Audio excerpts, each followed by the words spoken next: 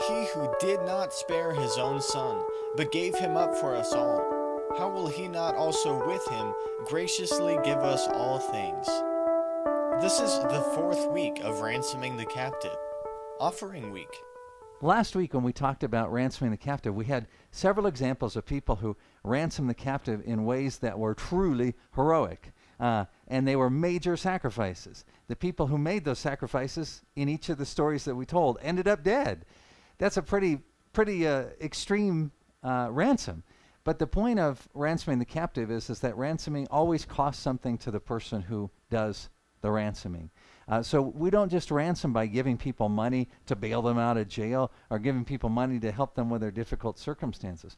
Always what we do has a personal cost.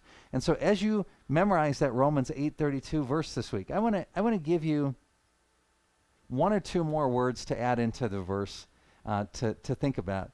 It is in this verse when Paul writes, "He that spared not his own son, but delivered him up for us all, how shall he not with him also free to give us all things?"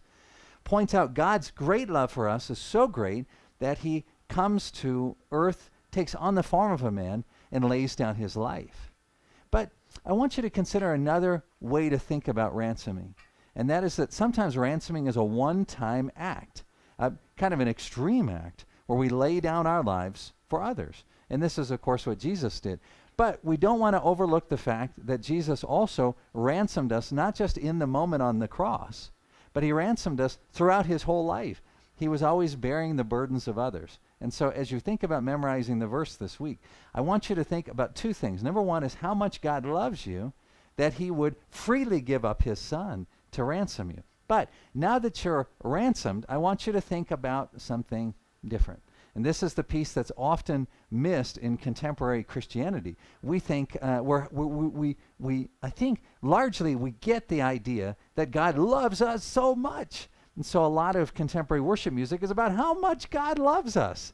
And we're so valuable because God loves us. But the part that we miss is the step that takes us beyond that. Having been redeemed by God and joining his household, entering into his kingdom, not only did he shower us with great love, but he sees us as his treasures that he can use to shower great love on those who are yet his enemies. So as you think about this verse in Romans, I want you to think about it this way. He that spared not his own son, but delivered him up for us all, how shall he not with him also freely give us to all things? I added one word in there, which is to.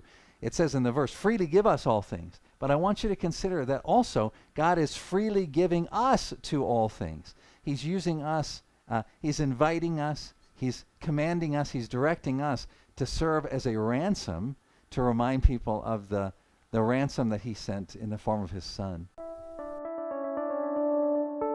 He who did not spare his own son, but gave him up for us all, how will he not also with him graciously give us to all things? If you would like more information on .W Evangelical Church, check out dotheword.org.